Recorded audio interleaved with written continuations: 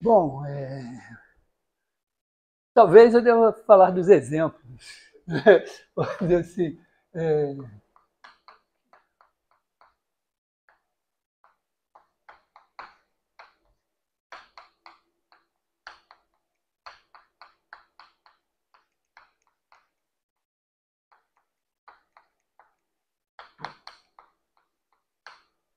então, na minha revisão na aula passada, faltaram os exemplos. Os exemplos, a fábrica de exemplos, e historicamente, a fábrica de exemplos eram todas as funções, porque o Newton, quando introduziu a ideia de séries de potências, né, ele meio que deu como entendido que todas as funções eram representadas por séries de potências. Então, mesmo se você olha assim, quando a gente estuda cálculo, a gente tem, assim, generosamente dizer, a gente tem três funções: x, seno x e e elevado a x, log de x. E a gente constrói tudo a partir daí. E são funções dadas por séries de potências. Né? Você tem, bom, então, polinômios. Todo polinômio você tem variável real, mas você pode botar na variável complexa. E aí você ganha de brinde os polinômios com coeficientes complexos, que não existiam nos reais. Né? Assim, exponencial.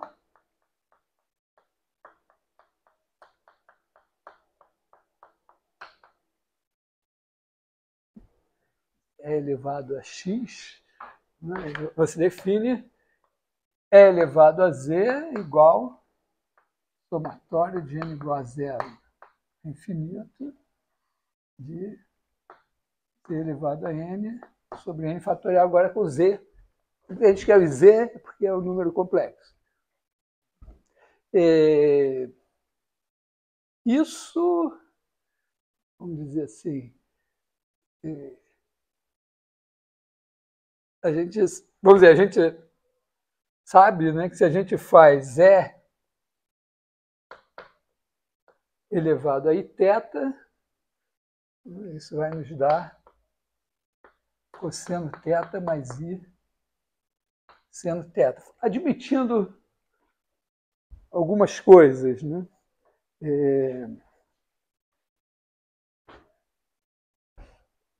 Se você faz E elevado a, substitui E elevado a iθ aqui, na parte real dá a série do cosseno, na parte imaginária dá a série do seno.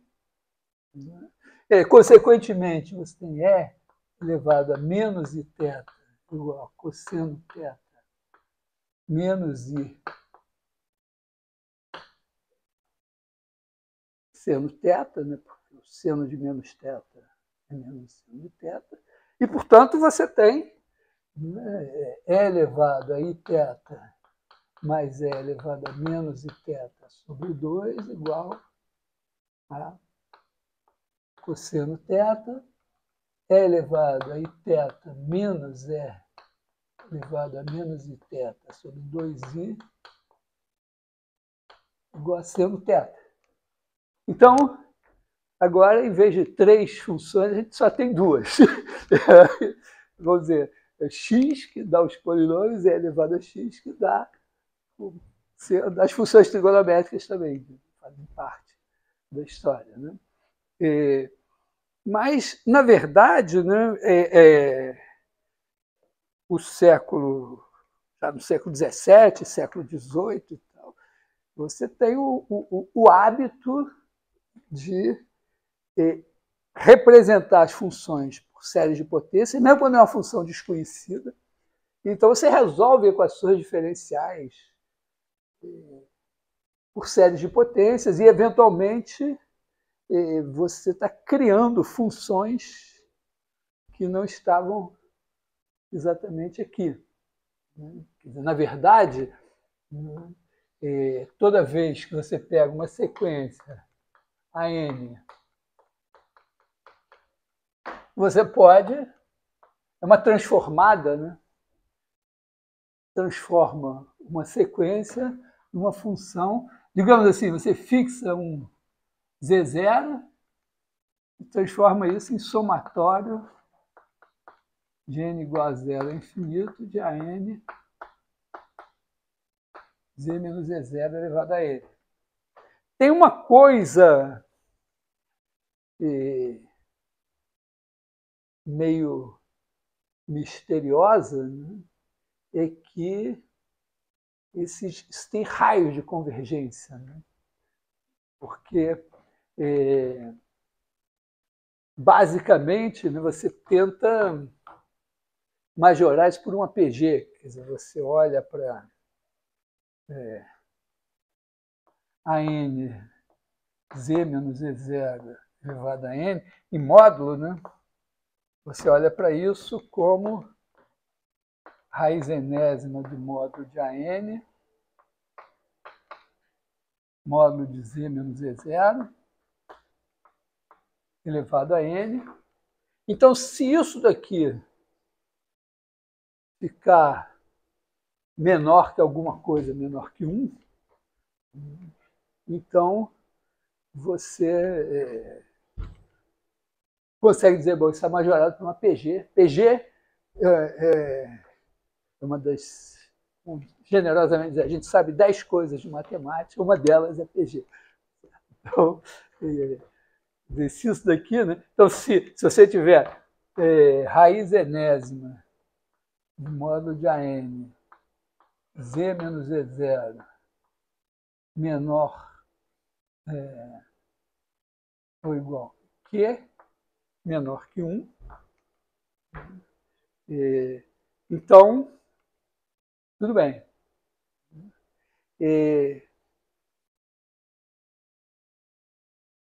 Então, significa, vamos dizer, imagina que, então eu tenho que olhar para isso daqui, né?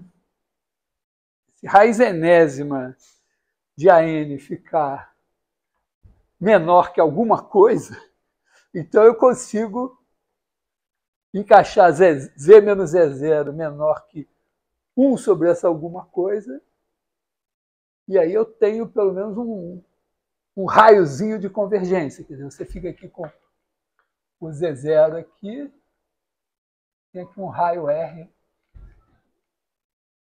que vamos dizer, dentro desse raio, essa série vai convergir porque em módulo ela vai estar majorada por uma PG, né? Sendo majorada por uma série majorada por uma PG em módulo, então você faz o resto da série, ele está majorado pelo resto da série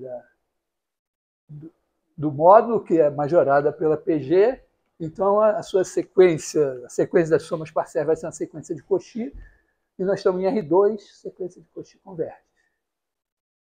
Então, é isso. Quer dizer que, na verdade, né, eu preciso, assim, que esse negócio tenha que a gente chama de um limite superior que não seja infinito. Né?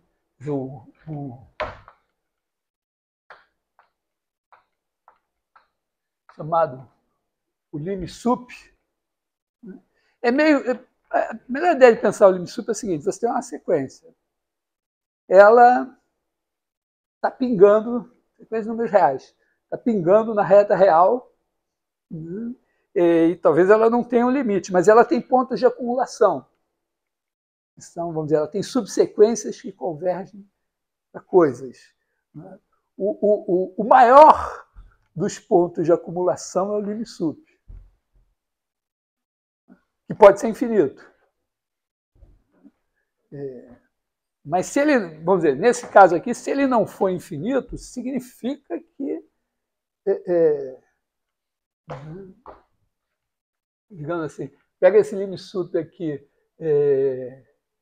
isso daqui, vamos chamar isso aqui de alfa, e aí se Z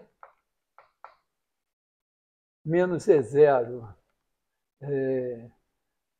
for menor que alfa, então esse negócio aqui vai convergir, né? Menor que alfa, está ali no limite, né? Mesmo, né? Se ele for, acho que isso aí, por pouco que ele esteja abaixo de alfa, né? Aliás, alfa menos 1, né? Esse cara aqui eu vou chamar de R, o meu raio de convergência. Não é porque se o Z menos E0 for menor que 1 sobre alfa, então esse cara aqui ficando bem perto, passando muito pouquinho de alfa, o produto dele por Z menos E0 ainda vai ficar menor ou igual que um Q menor que 1, e aí eu tenho a PG. Então, vamos dizer, o raio de convergência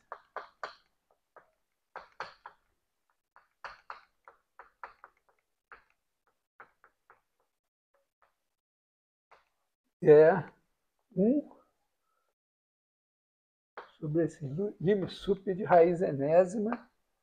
Tem que botar módulo de AN, né? Então, toda vez que você pegar uma sequência de números complexos e não vá tanto para infinito a ponto desse negócio daqui ainda ser infinito, né? Então ela define uma função de variável complexa que vai existir dentro de um certo raio, que é esse aqui.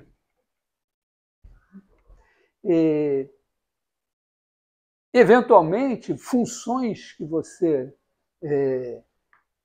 não define por uma série podem ser expandidas em série. Então, por exemplo, um exemplo de que eu gosto muito, né, é f de z igual a 1 sobre 1 mais z ao quadrado. E é um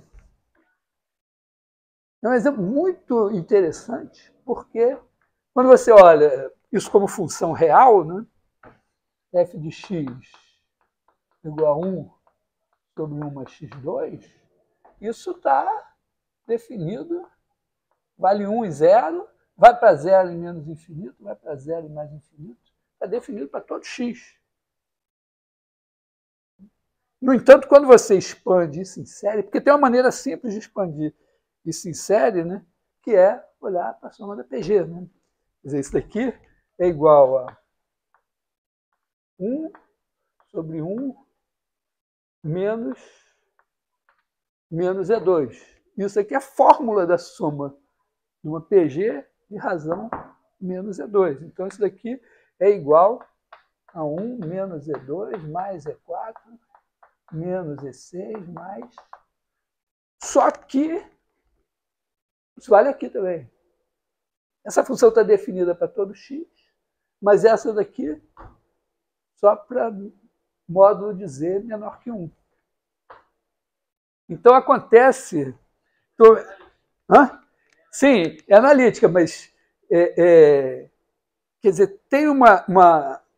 Embora a fábrica de funções de variável complexa diferenciáveis seja por séries, porque quando você tem uma série, você pode derivar termo a termo, uma série de potências. Às vezes, eu gosto do trabalho do Fourier, e se faz ao Fourier um tipo de crítica assim, não, mas ele não provou nada. Verdade, mas o Newton também não provou. O Newton disse que as séries, que podia derivar termo a termo, acho que nem se preocupou muito com essa questão do raio de convergência, e foi em frente. E aí as pessoas foram trabalhando nisso. Mas, repara, é uma questão, vamos dizer, delicada, colocada.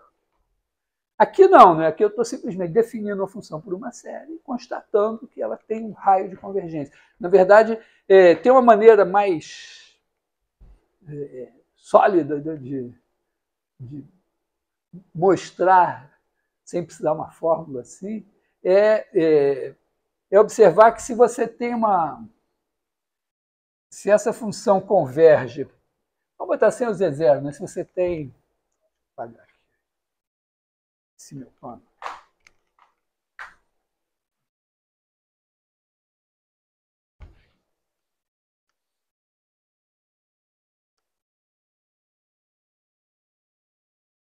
Vou pegar assim, somatório de AN, Z elevado a N. Isso vai ali nos reais também, né? Vamos botar o Z menos Z0 elevado a N. Imagina que isso convirja para um certo, está aqui o Z0, aí converge para um certo Z1 aqui. Então, digamos que isso daqui igual a algo. Convergiu. Então, eu posso fazer o seguinte, passa essa bolota aqui, pega um Z qualquer aqui. Então, você vai ter somatório de n igual a zero a infinito de AN, Z menos Z0 elevado a N, você pode, para economizar quadro, eu vou botar assim, Z menos Z0 sobre Z1 menos Z0 elevado a N, Z1 menos Z0 elevado a N. Aí eu pego isso daqui, opa, o N fica aqui. Ó, Z está aqui dentro. Então, Z menos Z0 eu vou chamar de Q, é um número complexo de norma módulo menor que 1. E esse negócio aqui, ó, se essa soma converge, então necessariamente o AN sobre Z1 menos Z0 elevado a N tende a zero. Porque você não pode ter uma série que é somável e o termo geral não convergir a zero, porque senão você soma até um certo tanto, daí a pouco você soma um cara que é grande e não tem como evitar isso. Então esse cara tem que convergir para zero. Então, para n suficientemente grande, isso daqui em módulo é menor que 1. Então esse negócio é menor, vamos chamar assim, vamos ver aqui, módulo de Q elevado a n, se n for maior que um certo n0 grande. Então é majorado por uma PG. Então você soma 1000 elevado a 1000 termos e depois, daí para frente, você está somando uma coisa que está menor que uma PG, então converge. Eu gosto do 1000 elevado a 1000 porque é uma coisa que converge, mas jamais vai convergir no meu computador.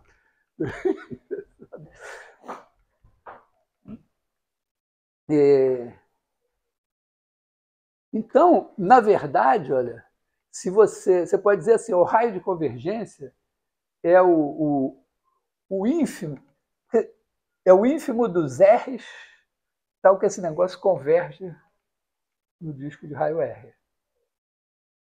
Porque se convergir em um ponto, converge no disco. Aí se convergir em algum aqui fora, converge no disco. Então, se por acaso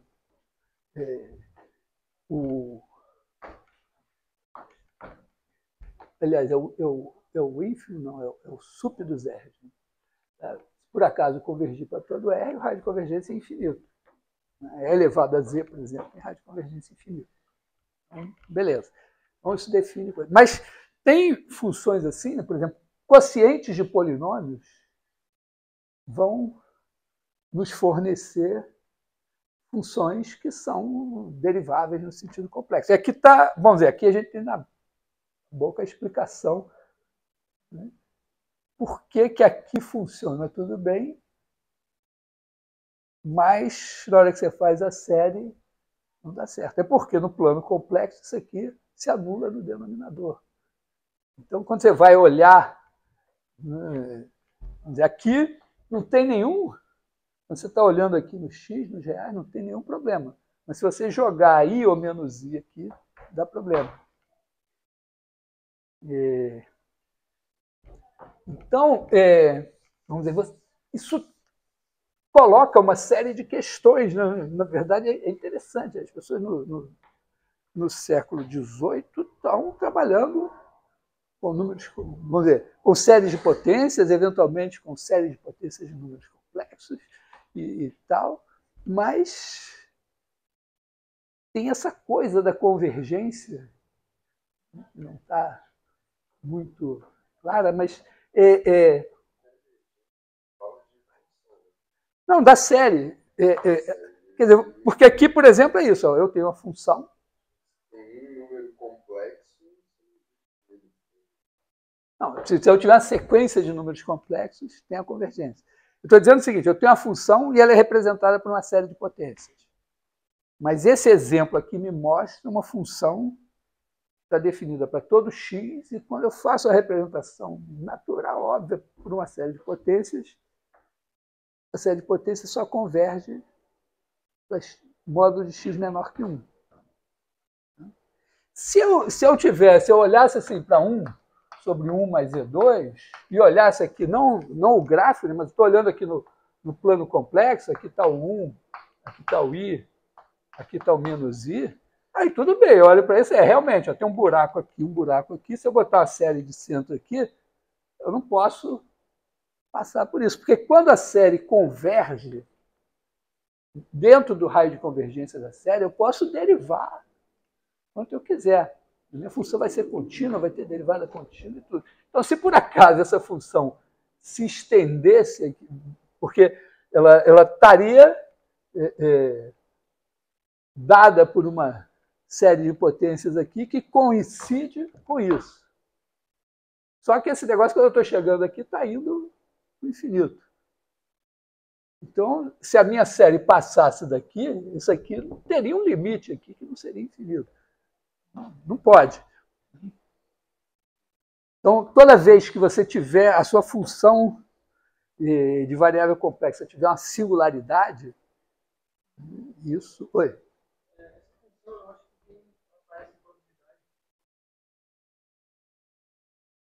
E ela não tem gerador de movimento, que é disposta pela sua classe. Mas ela tem uma que é característica.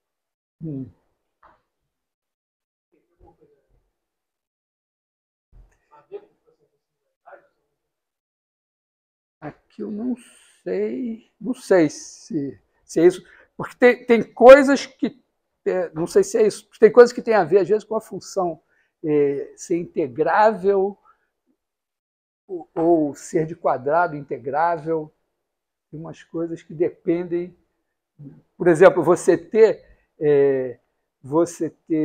valor esperado, depende de você poder integrar a função em relação à medida de probabilidade. Já a variância depende do integral do quadrado. Então, eventualmente, você pode ter coisas que vão ter uma coisa e não outra. No caso de probabilidade, como a medida é 1, tudo que é de quadrado integrável é integrável, mas nem tudo que é integrável é de quadrado integrável. E quando você tem coisas que vão lá para o infinito, no infinito pode acontecer o contrário, né? A coisa ser de quadrado integrável, porque ela é pequena e o quadrado é muito pequeno, mas não ser integrável. Agora aqui na frente pode acontecer o contrário, mas não sei aí no caso. Mas tem outras coisas que podem fazer algo não funcionar. Não sei se é isso. Então, aqui a gente tem, vamos dizer, uma fábrica muito simples de singularidades, é a divisão. Você tem uma função que não tem nenhum problema, está definida nos complexos inteiros, mas ela se anula em alguns pontos, infinitos pontos, não sei. E aí quando você faz uma outra função também simpática e divide por ela, você tem uma coisa que vai ter um monte de singularidades, onde o denominador se anular. Um exemplo simples e que é bonitinho são os polinômios, os quocientes de polinômios. Vou só mencionar, né, que vocês viram a projeção estereográfica, imagina, em CVGA, em cálculo 2, não sei, né? E a projeção estereográfica permite, né, a gente fazê-la assim. Né? Então está aqui o Polo Norte, Polo Sul, e aí ela joga, vamos dizer, o disco unitário no hemisfério sul e tudo que está fora do disco unitário no hemisfério norte. E ela é legal porque ela é uma transformação que preserva ângulos. E as funções holomorfas também preservam ângulos. Então, você pode fazer coisas do seguinte tipo, né? Quando você tem, e a outra coisa que você tem é que se você tem um polinômio, do ponto de vista do plano complexo, quando z vai para o infinito, se o polinômio não for constante, p de z vai para o infinito. A projeção estereográfica dele vai no Polo Norte. Então, embora não tenham, tem várias direções de ir para o infinito, a projeção estereográfica diz, não, converge no Polo Norte. Então, o Polo Norte ele é levado no infinito no plano complexo. E um polinômio, ele entende isso.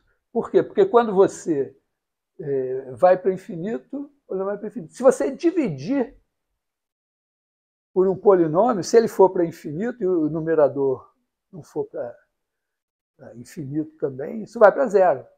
Se ele for para zero e o numerador não for para zero também, esse negócio vai para infinito. Então, você pode compor a projeção estereográfica com polinômio. E mais, com o quociente de polinômios. Então, o que acontece aqui? Quando você pega o cara, vamos dizer, você pensa assim, você bota a projeção estereográfica aqui também, aí você pega o ponto aqui na esfera, manda aqui no Z, o Z manda aqui no P de Z sobre Q de Z, e a projeção estereográfica manda ele. Então aqui você tem um cara, W, e, vamos dizer, esse daqui seria o P de W sobre Q de W, representado a projeção estereográfica. E aqui vai mandar a esfera da esfera, porque o infinito vai no infinito aqui, e esse negócio vai levar ele em algum lugar. É como as transformações de Möbius também. As transformações de Möbius são o primeiro exemplo disso. Quociente de polinômio. Então, o infinito vai parar em algum lugar aqui.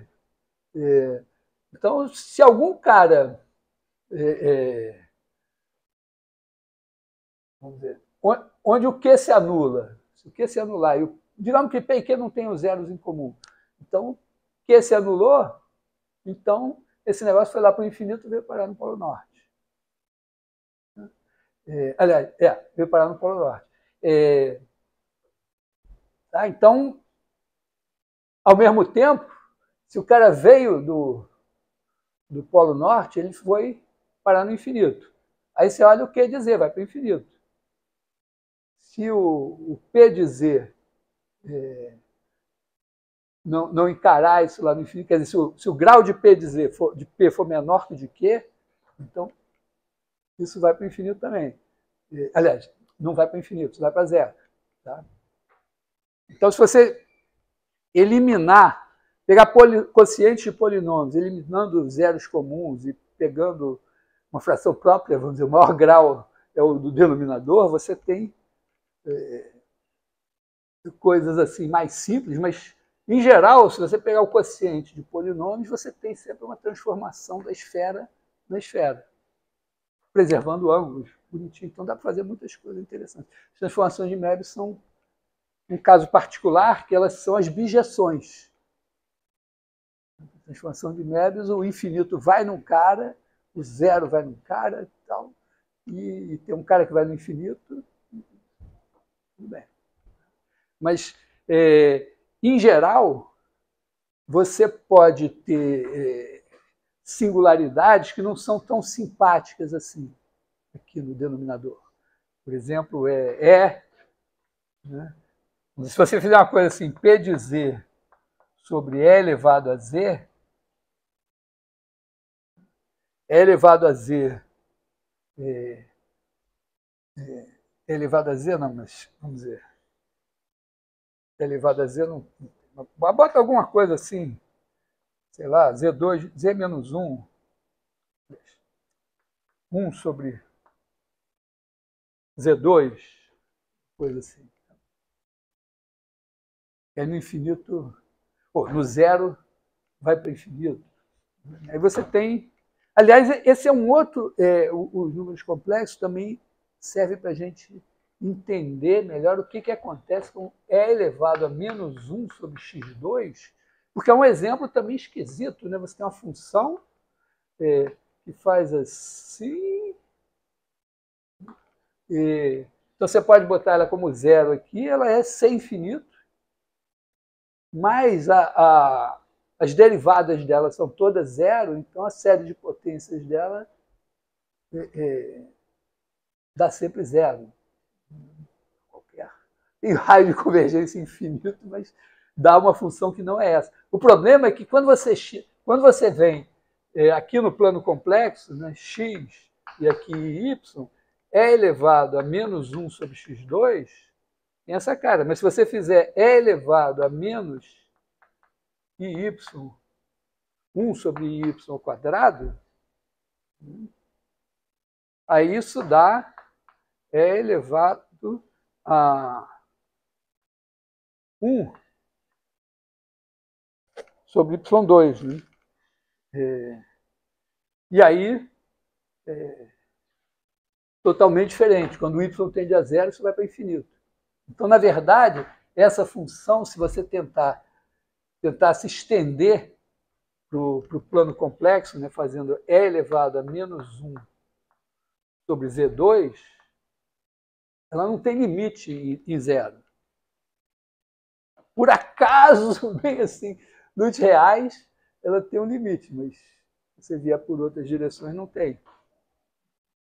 Então, ela não tem, não teria mesmo nenhuma esperança da série de potências dela dar alguma coisa que nem tem. Mas, então, tem essa questão, pensando assim, desde o começo do cálculo, né, essa questão. Eu não sei exatamente como essa coisa andou. Bom, o Euler trabalhava com série de potências. Outro dia, lendo sobre o Green, eu li que o Green, os escritos dele mostram, talvez por ele não ser um cara acadêmico, que ele tinha um conhecimento da matemática do continente que os caras daquelas ilhas, em geral, não tinham, porque eles tinham uma certa ruptura, né, da abordagem newtoniana, sei lá, abordagem leibniziana ou outras. Então, eu não sei exatamente como essa coisa andou, mas desde o começo do cálculo, as pessoas trabalham com séries de potências. Desenvolver uma função em série de potências é uma ferramenta básica. Tanto que eu comentei com vocês que é um momento importante na história da matemática, o momento em que o Fourier abandona a série de potências. Falei para vocês, ele quando vai desenvolver uma função em série de senos, o primeiro movimento dele é dizer assim, eu quero escrever f de x igual a uma coisa assim, a 1 seno x, até não era nem completa, mas tinha uma 3 seno de 3x, no exemplo primeiro dele, é uma coisa assim. E o que ele faz é dizer, bom, isso daqui é somatório de alfa n, x elevado a n. Isso daqui é A1 somatório de menos 1 elevado a k sobre 2k mais 1 fatorial, né? X elevado a 2k mais 1. Depois essa daqui você bota, mas aí é 3x, então você vai botar 3x aqui. E aí ele escreve isso assim, ele diz, bom, é isso, aí o termo, então esse negócio ele diz, já só vai ter potências ímpares mesmo, então vou botar aqui potências ímpares, e aí ele vai e diz, não, então o termo, o coeficiente de x aqui, digamos o A1x, vai ser a soma de tudo que tiver x aqui. Então, o alfa 1 vai ser a soma dos coeficientes de x aqui. Aí ele tem uma primeira equação. Depois o alfa 2 vai ser, o alfa 3, digamos aqui, vai ser a soma de todos os coeficientes de x3 aqui. E aí ele monta um sistema linear de infinitas equações, infinitas incógnitas, resolve esse sistema na unha, e é assim que ele fez a primeira vez. Depois, fazendo muitas contas e tal, é que ele, de repente, se deu conta de, não, eu multiplico aqui por seno de 3x, todo mundo, integro, todo mundo morre e fica só o cara. E aí ele descobre que ele tem uma representação em séries que ele pode obter sem passar pela derivada. Então a integral vai para o centro da cena a partir daí. E ele fala explicitamente isso, que as funções descontínuas agora estão incluídas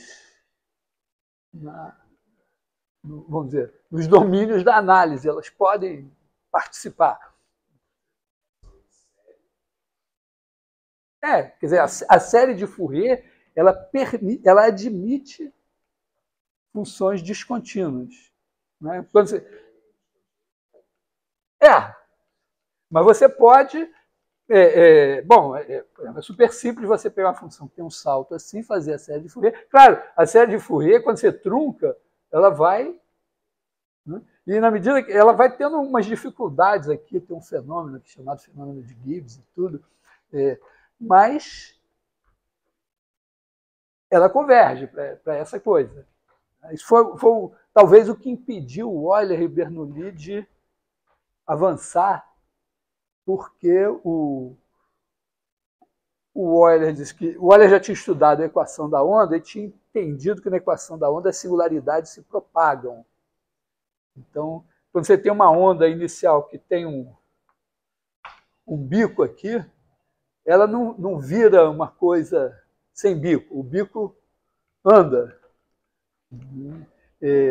Então, quando o Bernoulli apresentou para ele a solução da equação da onda em série de senos, ele disse, não, tem coisa aqui que esse negócio não vai dar conta.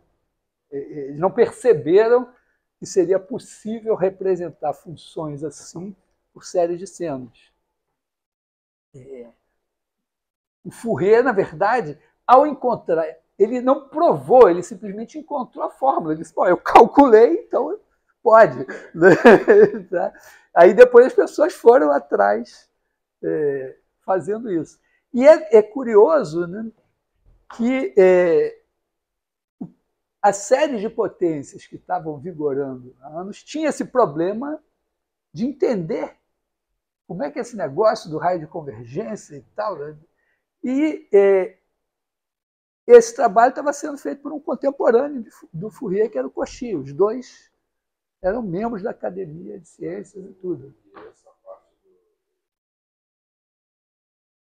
Não, aqui o Fourier está estudando isso, ele está estudando a propagação de calor. Então são funções reais aqui. O Cauchy, Claro, o Euler já tinha feito coisas, já tinha coisas sobre funções de variáveis complexas, principalmente em séries, mas o Cauchy desenvolve uma teoria das funções de variável complexa, incluindo a ideia da derivada, que a gente viu na aula passada. E aí ele vai, vamos dizer, conseguir, por exemplo, vamos dizer, uma coisa que eu sei e posso dizer para vocês, que é o seguinte: se você pegar essa função 1 sobre 1 mais z ao quadrado, pegar um ponto qualquer aqui, 10. Aí eu quero escrever isso aqui, 1 sobre 1 mais z2 igual a somatório de AN z menos 10 elevado a n. 10 aqui real. Eu digo, eu sei, pode,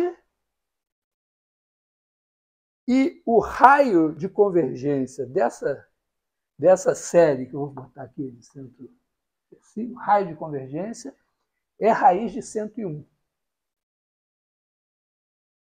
Porque raiz de 101 é essa distância aqui. Quer dizer, o raio de convergência, se a sua função realmente tem as singularidades ali, que elas são inevitáveis, seu raio de convergência é o maior raio que der para você botar um círculo que deixe de fora as singularidades. E isso é consequência do teorema do Cauchy. Eu vou retomar as coisas que eu estava falando na aula passada.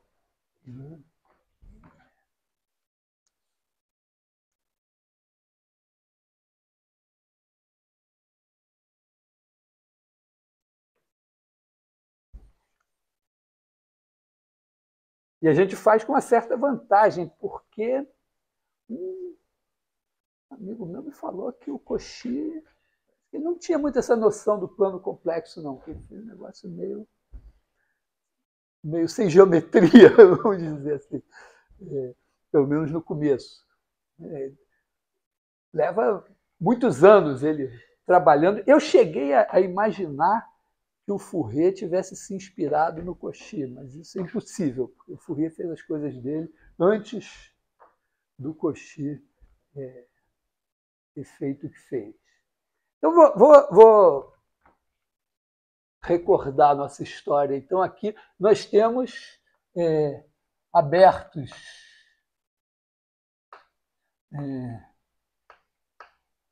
o R2 agora ganhou um nome mais chique. R2 de grife ao C. Mas é mesmo, não.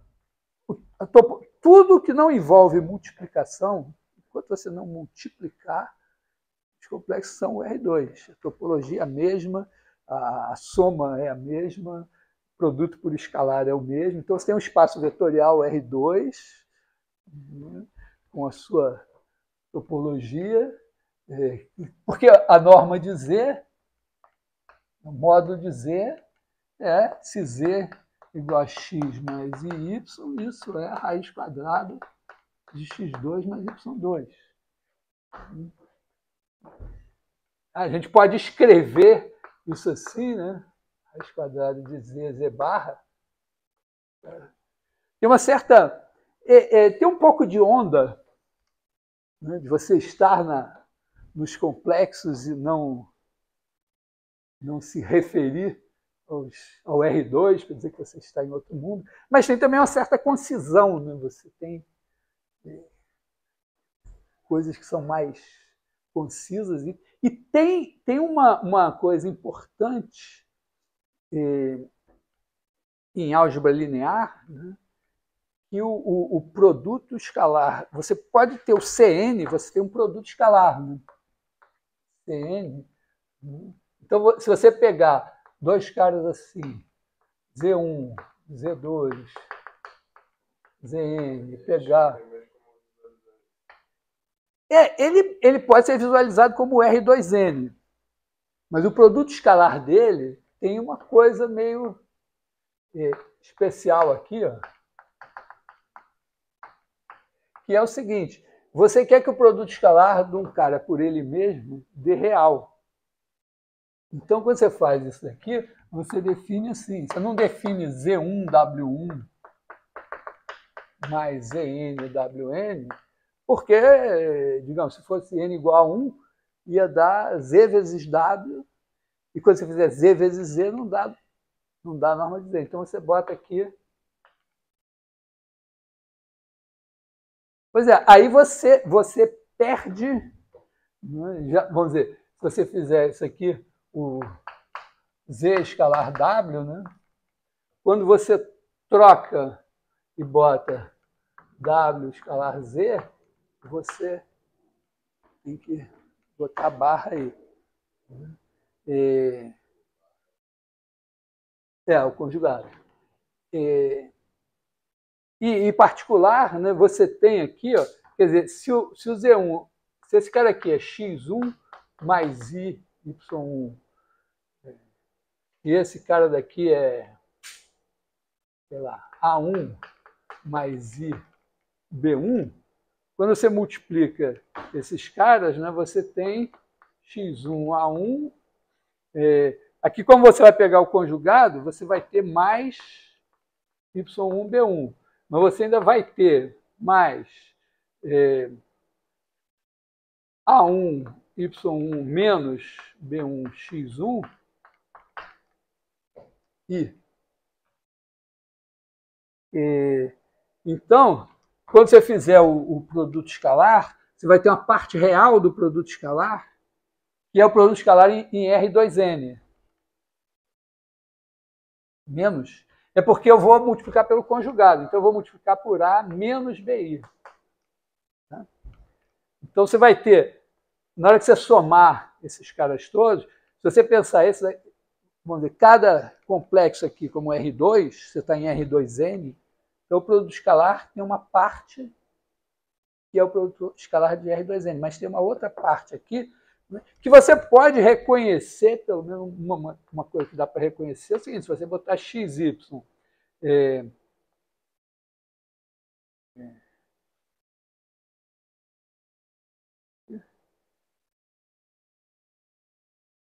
trocar botar aqui o A, B, né? A1, B1, X1. Então aqui você tem esse determinante, né? Então você tem o produto escalar complexo, ele é mais complexo, tem uma parte real que tem a ver com o produto escalar, uma parte que pode ser vista como determinante, produto de forma. Bom, mas não vou por aí, senão é um perigo. O cara faz uma pergunta, saiu divagando. Mas tudo bem. Então, você tem os abertos em C, né? E aí você tem as funções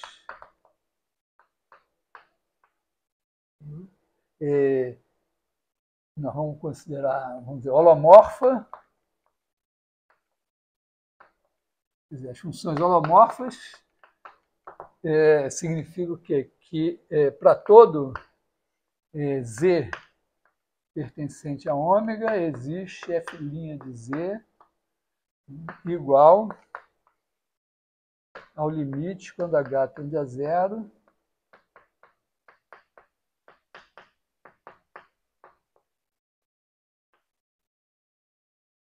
Isso faz parte do pacote, vamos dizer, do Euler, porque como você deriva as séries de potências de variável real, formalmente é a mesma derivada dos complexos. Então, ou mesmo se você nem precisa entrar na série, você pega um polinômio como função de variável real, você sabe derivar um polinômio. E a derivada do polinômio está sempre baseada, né, em alguma coisa do tipo xn menos an igual a x menos a, xn menos 1 mais AXN menos 2 mais AN menos 1. Então, você divide isso aqui por x menos A, divide isso por x menos A, corta aqui, fica isso quando x tende a A dá n, A elevado a n menos 1. Isso vale nos complexos. É álgebra. Então, a ideia de derivar uma série nos complexos, com ou sem algum significado, estava aí já. Né? Então, a ideia de que você tem as funções de variável complexa possam ser derivadas, todas as conhecidas eram polinômios, funções definidas por séries. Tudo bem, isso existe. De certa forma, aí o Cauchy introduz a integral. Eu quero, vamos dizer, precisamos ter certeza que a gente entendeu. Né? A gente tem uma função de R2 em R2.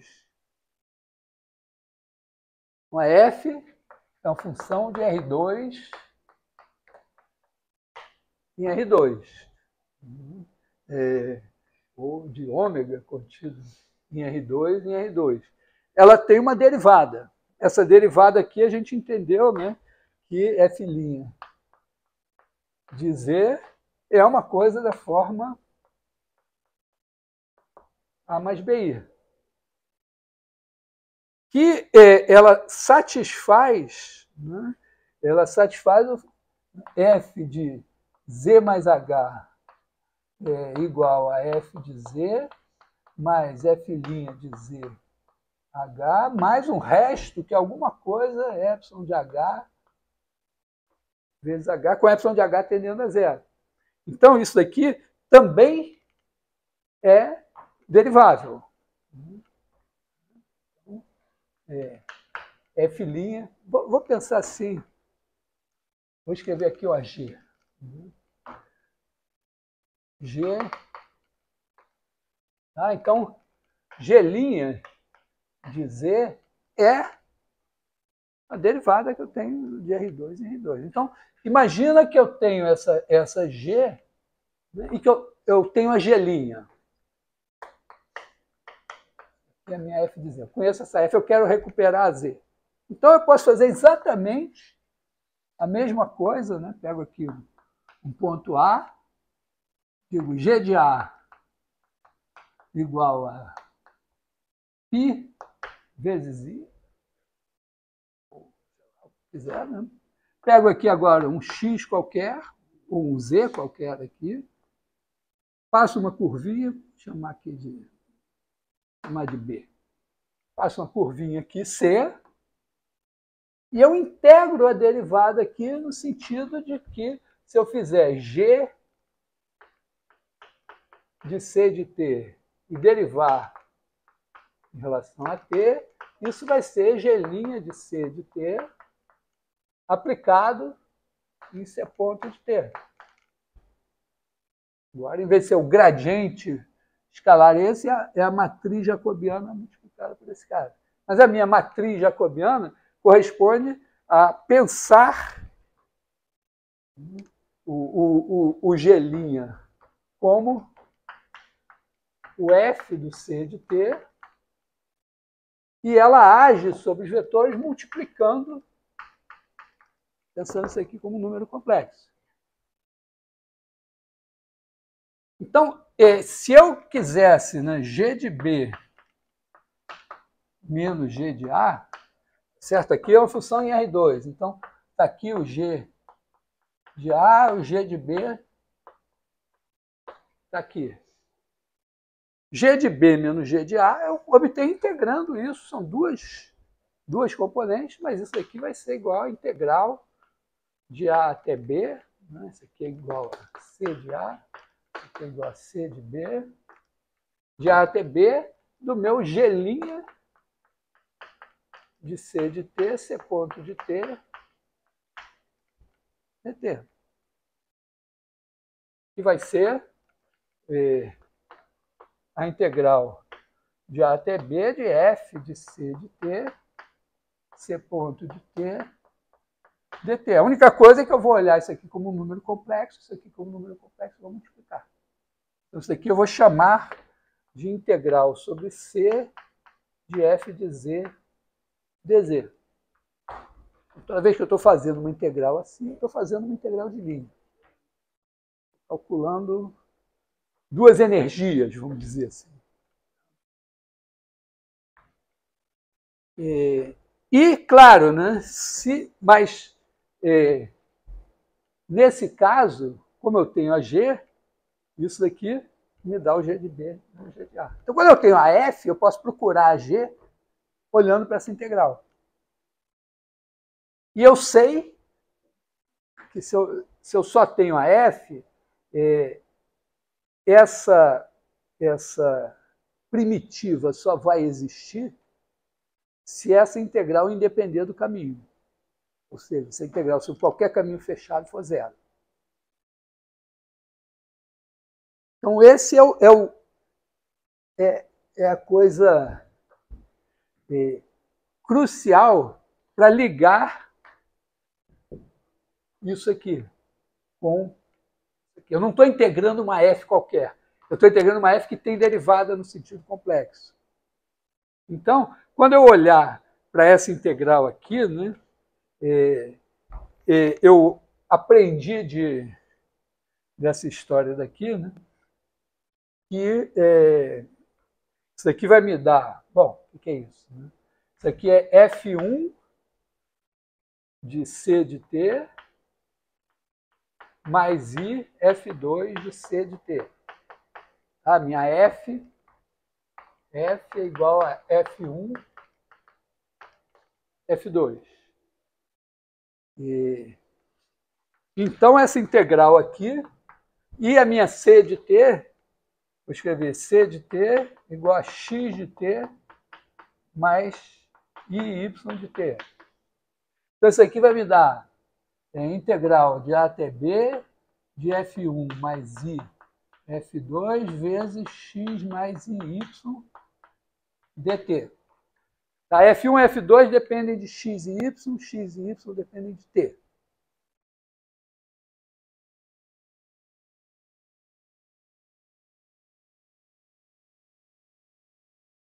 Assim, não foi muito convincente, mas tudo bem. Então, isso aqui vai me dar a parte real que vai ter F1 e F2 são números reais. Né? São para cada... Então, isso daqui vai me dar F1x menos F2y mais I F2x mais F1y. Tá? O resultado disso vai ter uma parte real e uma parte imaginária, consideradas assim. Porque eu estou pensando, a minha F é a função de C em C. Então, F de Z é igual a F1 de Z mais I F2 de Z. E o Z é XY. É uma função de R2 em R2.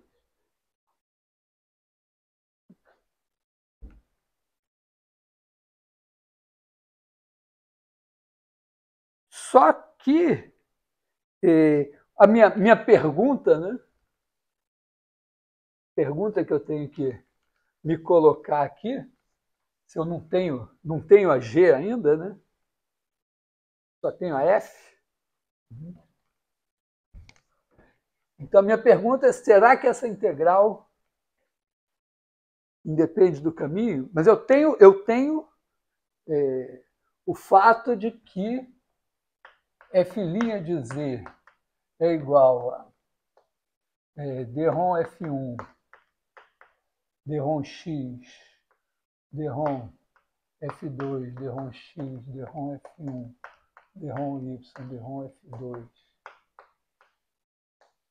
dρ Y, mas isso é da forma A B menos B, porque isso é a multiplicação por um número complexo.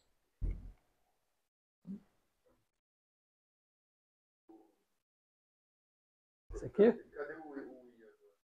Eu agora estou pensando em R2. Estou pensando a minha F, F1, F2, como função de R2 em R2. Então, como função de R2, R2 ela tem F1 e F2. Aqui está o gradiente da F1, gradiente da F2. Quando eu multiplico por um cara assim. Só que, quando eu pego um número complexo, A mais BI. Não, eu estou pensando assim, R2 e R2. Mas esse cara, isso daqui, ao mesmo tempo, corresponde à multiplicação por um número complexo. Então, só que quando eu multiplico um vetor do plano por um número complexo, eu estou operando uma transformação linear que me produz o seguinte número complexo. AX menos BY mais I AY mais BX. E eu também posso escrever assim, ó, AB menos BA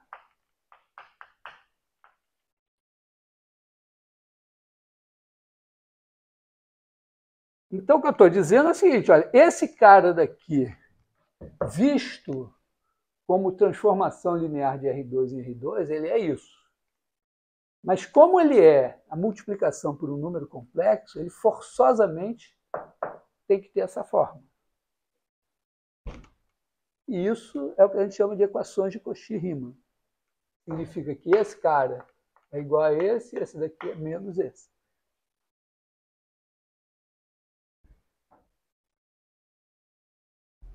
Legal? Ué, o I está aqui, ó. Está aqui, ó. Quando eu posso chamar, eu estou aqui no plano. Plano. Olha só, estou no plano. Tem um cara aqui, ele se chama ponto P. Aí eu introduzi uma origem no meu plano. Agora ele se chama vetor OP. Aí eu introduzi um sistema de coordenadas, uma base aqui. E1, E2. Aí o vetor OP se chama, ele passa a ser X E1 mais Y E2. Você é batizado? Você é batizado? Então, isso aqui, porque isso aqui é o mistério da Santíssima Trindade. Isso aqui é o mistério da Santíssima Trindade. Ó. Esse cara daqui, que era um ponto, ele era, agora, quando eu introduzi uma origem, ele passou a ser um vetor. Quando eu introduzi um sistema de coordenadas, quer dizer, uma base no plano, então eu tenho origem e base, ele passa a ser, né, então o P passa a ser, ele é o vetor OP, mas o vetor OP é o par ordenado XY. Só que agora o P também é um número complexo. Ele é o X mais IY. Então, você precisa ter a firmeza teológica aqui para lidar com essa situação, porque agora, quando você olha um ponto do plano, ele pode ser um vetor, pode ser um par ordenado, pode ser um número complexo. Então, se eu olho para essa derivada aqui, ela age como função de R2 em R2, a derivada da função de R2 em R2 é uma transformação linear em cada ponto que age sobre vetores. Então, agindo sobre vetores, ela vai fazer o quê? Ela vai pegar o Dron F1, Dron X, Dron F2, Dron X, Dron F1, Dron Y, Dron F2, Dron Y, e vai pegar o XY e vai transformar no Dron F1. Dron F1, Dron XX, mais Dron F2, DROM F1, DROM Y. Y é DROM F2, DROM X, X mais DROM F2, DROM Y, Y.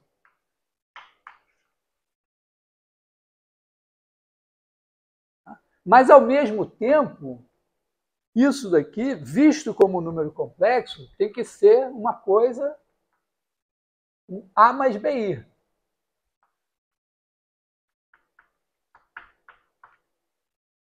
Porque isso aqui, eu não estou pensando como R2, eu estou pensando como complexos. Então, eu fiz isso, achei uma derivada, que é algo que eu posso multiplicar pelo meu vetor. Né? Devia ter chamado aqui de H1, H2.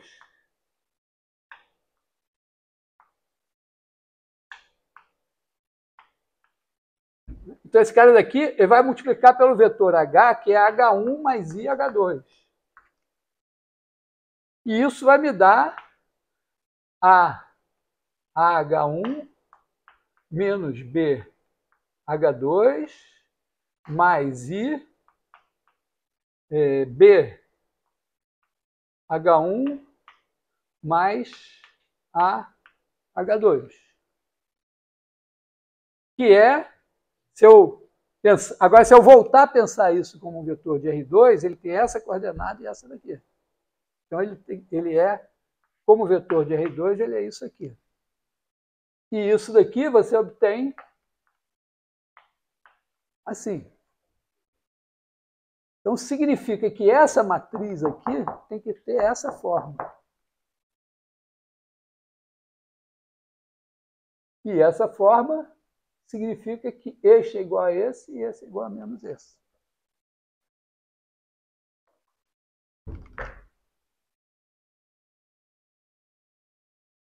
Cálculo 2, você disse, eu vou aprender esse negócio, porra nenhuma, preciso disso. Bom, depois na eletrônica eu vou querer que você saiba esse negócio, hein? Já vou avisando. Pelo menos o pessoal mais velha guarda, não sei agora que é tudo. Não, toda vez que a minha função, em vez de eu olhar para ela só como função de R2 em R2, eu olhar como uma função de C em C, e pensar a derivada definida assim, porque no R2 eu só penso assim. E aqui eu posso botar qualquer transformação linear. Mas aqui não, porque eu dividi por H. É como se eu tivesse em R. Eu estou nos complexos, eu posso dividir. Então, eu faço f de z mais h menos f de z, divido por h, passo ao limite e tenho esse cara. Isso é um número complexo. Mas isso daqui faz todo sentido, é equivalente, né, no sentido complexo isso aqui, mas eu estou fazendo essa aproximação multiplicando por um número complexo. Então, o que eu estou dizendo é que, nesse caso, eu tenho a derivada no sentido de função de R2, mas essa derivada é especial, ela é uma multiplicação por um número complexo. Então, a matriz jacobiana não pode ser qualquer matriz jacobiana do mundo. Tem que ser uma matriz com essa cara.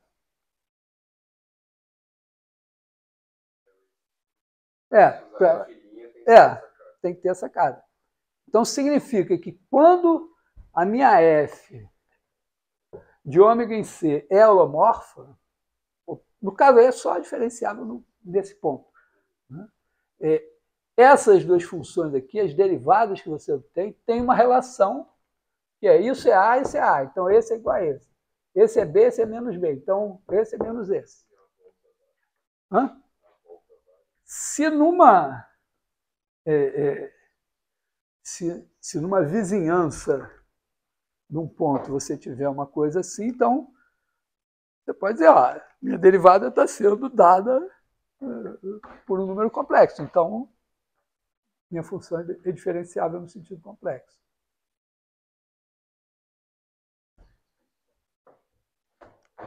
Você tem uma matriz de transformação daquela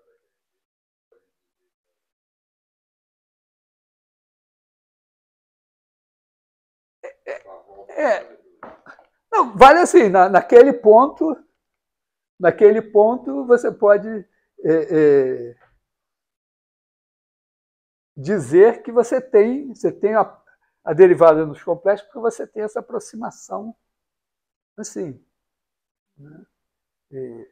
Tá? Quer dizer, aqui você vai pensar isso como um número complexo, isso como um número complexo, como um número complexo. Então você tem a diferença esse menos esse é igual a isso daqui, que você pode ver como um número complexo. E ele é suficientemente pequeno para, se você dividir por H, esse negócio tender a zero. Bom, mas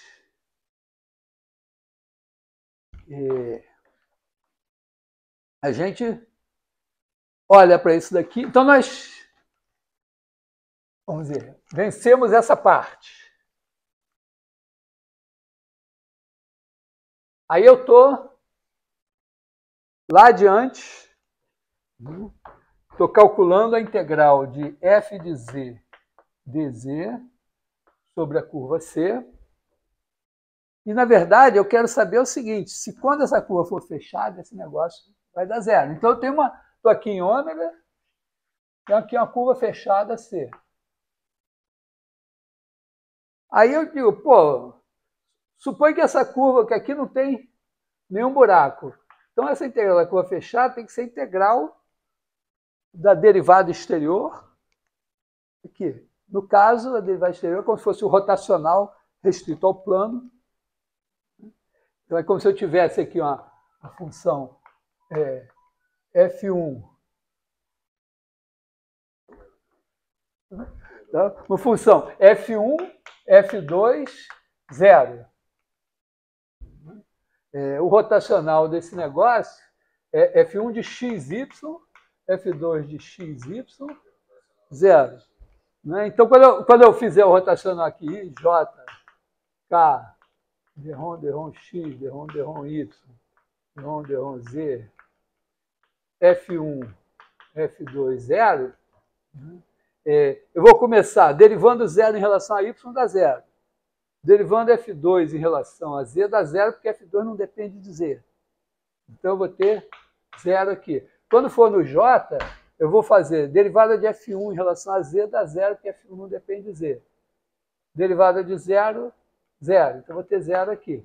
E aí, eu vou ter aqui no Z, eu vou ter dρ F2, dρ X menos dρ F1, dρ Y. Então, eu vou integrar sobre essa superfície aqui, que é do plano, né, esta função. Então, quer dizer, eu vou ter a integral sobre C de f de z dz, vai ser, na verdade, vamos dizer, vou chamar essa região aqui de B, vai ser a integral dupla sobre B, né, de... Só que aqui, né, eu devia ter posto aqui G1, G2, porque aqui tem duas. Eu tenho essa daqui, então aqui é F1 menos F2, 0. Então eu vou ter menos F1, F2, eu vou ter a derivada menos dρ F2, dρ X,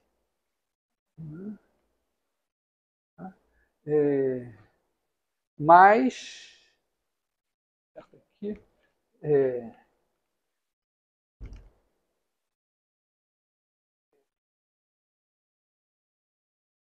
tem um menos, aqui é isso mesmo, dρ G2, dρ X, dρ G2, dρ X, menos dρ G1, dρ Y. Tá? Então, aqui eu tenho dRom G2, dRom X, tem um menos aqui. E menos dRom G1, dRom Y é menos dRom F1, dRom Y. Só que essas coisas satisfazem, então, aqui no meu AB menos BA. Então, dRom F2, dRom X é essa daqui, dRom F1, dRom Y é essa daqui, a soma das duas dá zero. Então, isso daqui vai dar zero, e a outra vai dar a integral sobre B da derivada de F1 menos a derivada de F2 em relação a Y, que também dá zero, né? Porque essa menos essa dá zero. Então, isso daqui dá zero, isso daqui dá zero, e essa integral dá zero pelo simples fato de ser função holomorfa. Então, a gente ganhou o seguinte: se a função é holomorfa e a sua curva é fechada e é bordo, vamos dizer, se você tem uma cadeia fechada, né? Então, aqui tem uma coisa assim, que é fechada e é bordo de alguém. Na verdade, se é bordo de alguém, já é fechada. Então, o teorema do Cauchy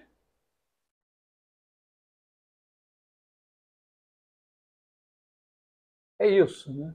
Eu tenho uma função holomorfa, e aí eu não estou interessado no valor dessa holomorfa num ponto. Ela é holomorfa na região. E vamos chamar assim de B, uma 2 cadeia em ômega. Então, a integral sobre o bordo de B de f de z dz é igual a zero. Tá, eu estou anunciando com cadeias para... Quer dizer, é uma coisa assim, né? B é essa parte daqui, e aqui é o bordo de B, é essa curva fechada.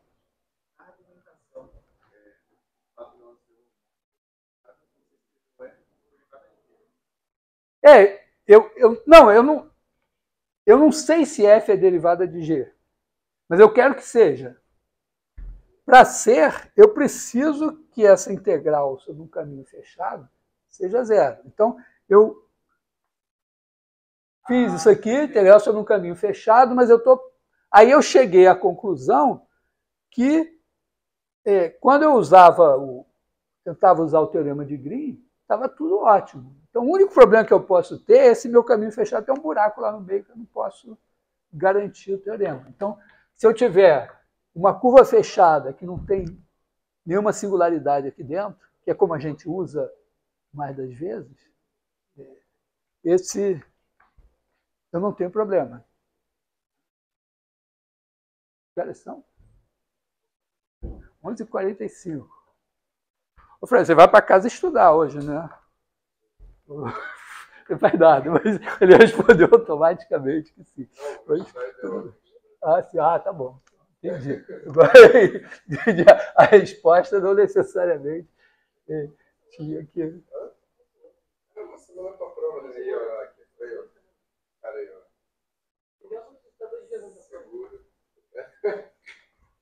Bom, aí,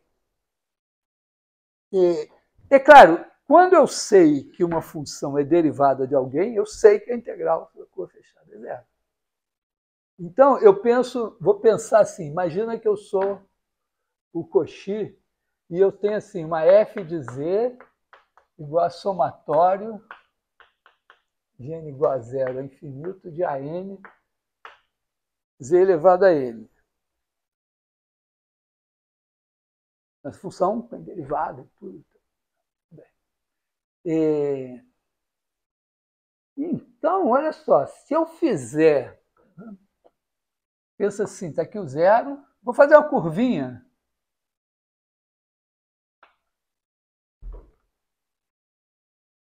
fechada aqui em torno do zero, sei lá. Por enquanto não faz diferença. E eu faço a integral sobre C de f de z dz. Aqui não tem problema você separar nas integrais, porque não tem... Vamos dizer, toda a convergência aqui é uniforme. Convergência da série de potência. Então, imagina assim, que essa série converge nos complexos inteiros. Tá? Então, em regiões limitadas, essa convergência é uniforme. E aí a integral pode ser feita termo a termo. Ou então, simplesmente, sem nos preocupar com isso, vamos usar o teorema da física, que diz que pode. Então, vamos lá, pensando assim, livremente. Né? Então, eu escrevo isso daqui como somatório de n igual a zero, a infinito, de AN integral sobre C de Z elevado a N dz. Ora, Z elevado a N é sempre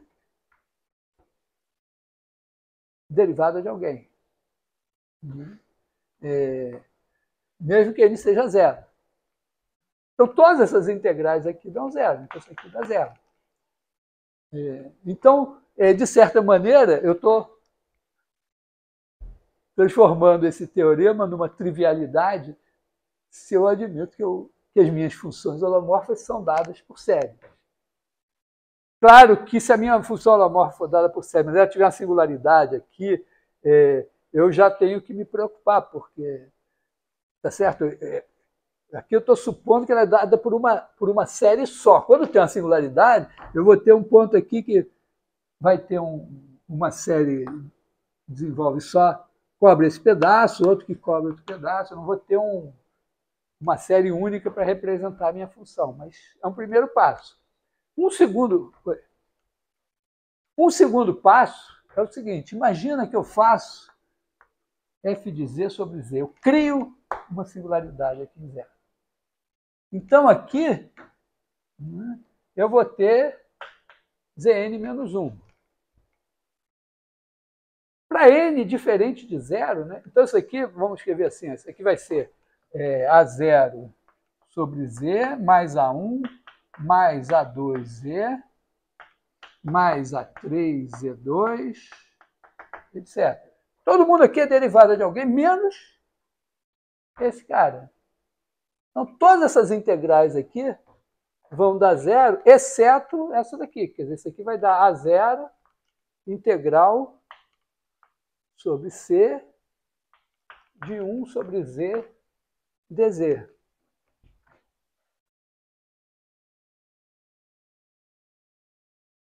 Aí eu digo, pô, o que é esse 1 sobre Z dz aí? Não, 1 sobre Z é 1 sobre x mais y. Eu posso multiplicar em cima e embaixo pelo conjugado. Isso aqui é x menos y sobre x2 mais y2. Então, isso tem uma parte real. Bom, quando eu multiplicar pelo dz, né, então eu vou ter a integral de x menos y sobre x2 mais y2 multiplicado por dx mais i dy, que vai me dar integral sobre a minha curva C, vamos botar assim. Vou botar aqui a minha integral sobre C ainda assim.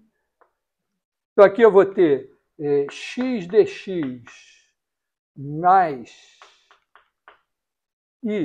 mais y dy sobre x2 mais y2 mais i vezes a integral de menos y dx mais x dy sobre x2 mais y2. Tenho duas integrais, essa da parte real, essa da parte imaginária. Eu sou o Cauchy, eu sei, né? Isso aqui é derivada do logaritmo de x2 mais y2, e isso daqui é a forma de variação de ângulo. Talvez ele não soubesse, provavelmente ele penou muito mais, não devia. Eu gasto um tempo fazendo a forma de variação de ângulo, porque eu sei que é importante nesse caso aqui. Então, isso daqui vem, né? Isso aqui é integral sobre C da derivada, isso tudo é dt, né? Derivada em relação a t de raiz quadrada x2 mais y2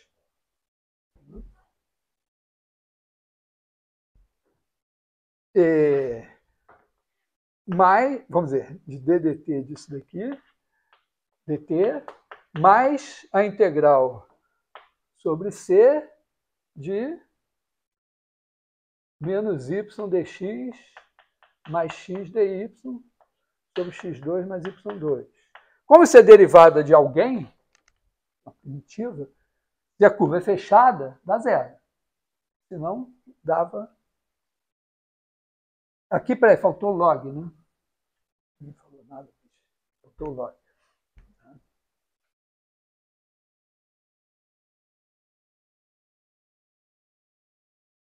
Bom, então esse daqui dá zero e esse daqui dá variação de ângulo. Então, se eu integrar sobre uma curva que faz assim, essa variação de ângulo é 2π. Então, esse negócio aqui vai dar 2π. E tem um i aqui que eu esqueci, né? 2πi a zero. E aí eu já tiro a minha primeira fórmula de Cauchy assim, aqui, f. O a zero é f de zero. F de zero é igual a 1 sobre 2πi, a integral, essa curvinha C, de f de z sobre z dz. Se fosse z menos z0, se aqui fosse a n z menos z0, eu botava o z0 aqui, pegava uma curvinha em torno do z0, e essa fórmula ia me dar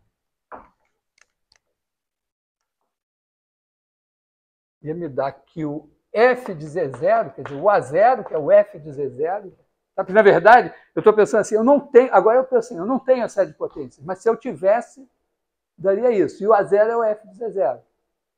Então, isso aqui seria igual a 1 sobre 2πi, integral sobre essa curva C, de f de z sobre z menos z0 dz. Porque eu teria que fazer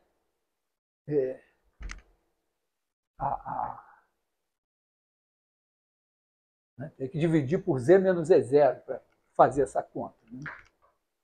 Isso aqui é a fórmula fundamental do Cauchy.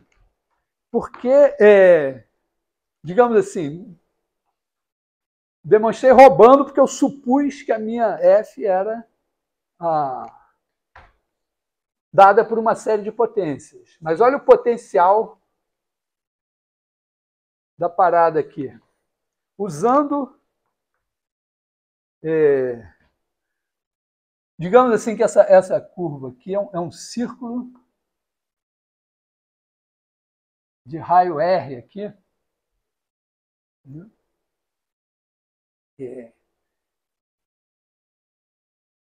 E que, sei lá, o meu Z0 podia estar aqui, coisa assim.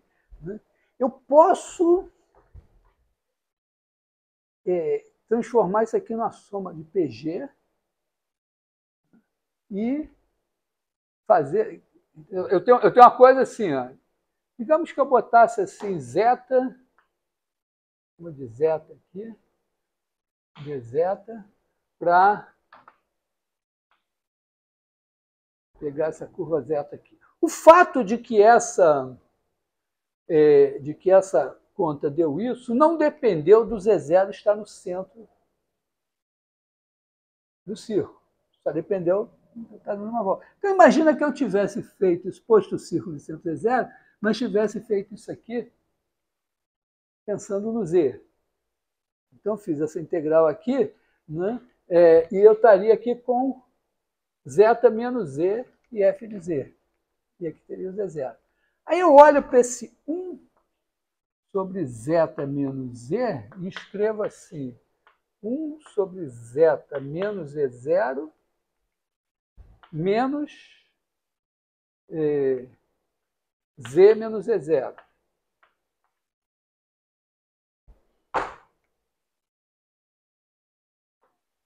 Aí eu faço assim, eu multiplico e divido por zeta menos z0. Zeta menos z0, aí eu fico com 1. Aqui eu divido por zeta menos z0, fica 1. E aqui fica z menos z0 sobre zeta menos z0.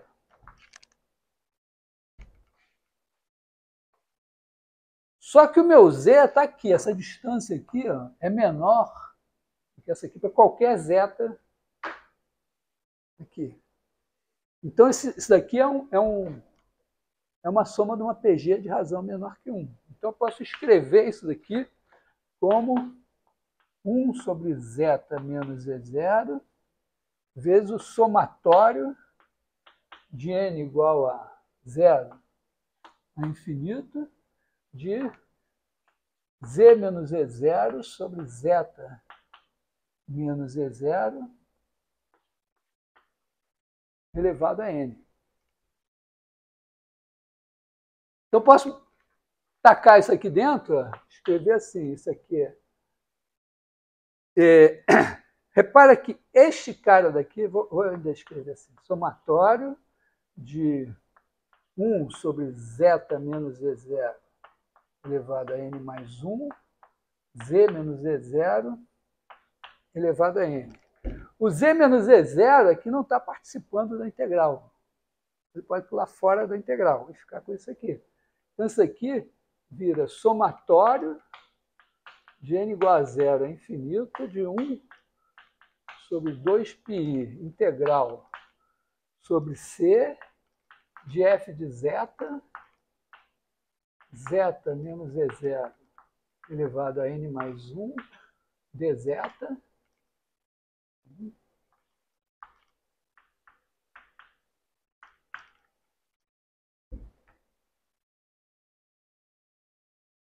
significa que eu escrevi f de z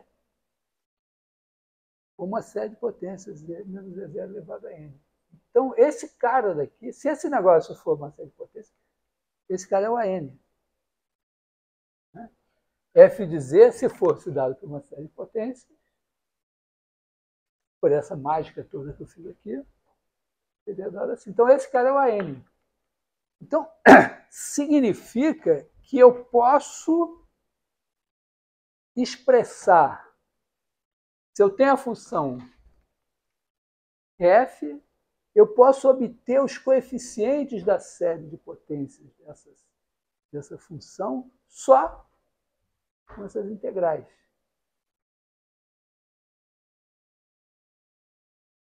E, na verdade, o que eu pretendo fazer na próxima aula é mostrar que isso pode ser feito sem supor que a série de potência existe. Quer dizer, eu posso chegar aqui, eu cheguei aqui meio roubando, mas eu posso chegar aqui só usando esse teorema aqui. E aí eu chego nessa fórmula aqui usando esse teorema, depois essa mágica toda aqui vale. E aí a gente consegue demonstrar que se a função é holomorfa, na verdade ela é analítica. Pode ser desenvolvida em série de potências em torno de cada ponto.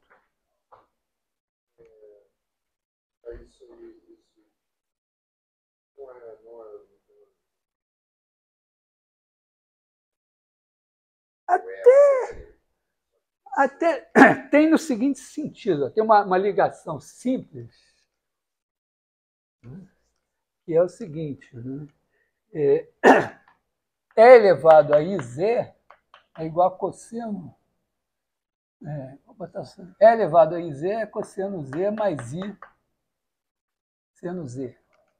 Vou botar vou botar E elevado a I θ aqui. seno θ mais I. Aí imagina que você está integrando sobre o círculo unitário.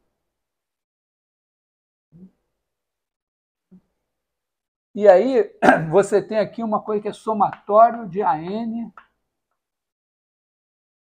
Z elevado a N. Mas o seu Z, ele é um, você pode pensar assim, ele é um cosseno θ mais I seno θ. E o Z elevado a N, Z elevado a N é cosseno de Nθ mais I seno de Nθ. Quando você faz uma integral desse tipo sobre o círculo unitário, você está trabalhando, entendeu? Você tem uma... o Z elevado a N, via forma polar, ele se transforma em cosseno Nθ, seno Nθ. Então, tem uma, vamos dizer, a série série trigonométrica, a série de potências, elas se encontram aqui. Bom, então, esse aqui foi meio que o trailer. Quer dizer, o resultado, esse resultado do teorema de Green, dá o teorema de Cauchy-Goursat, que dá isso aqui. Então, vamos dizer, uma aplicação, aplicações do teorema fundamental do cálculo. Então, tem propagação de calor, mecânica dos fluidos, eletromagnetismo e funções de variável complexa. Esse teorema, isso aqui é a fórmula integral de Cauchy. Isso tudo é trabalho do Cauchy. Cauchy desenvolveu essa história toda aqui.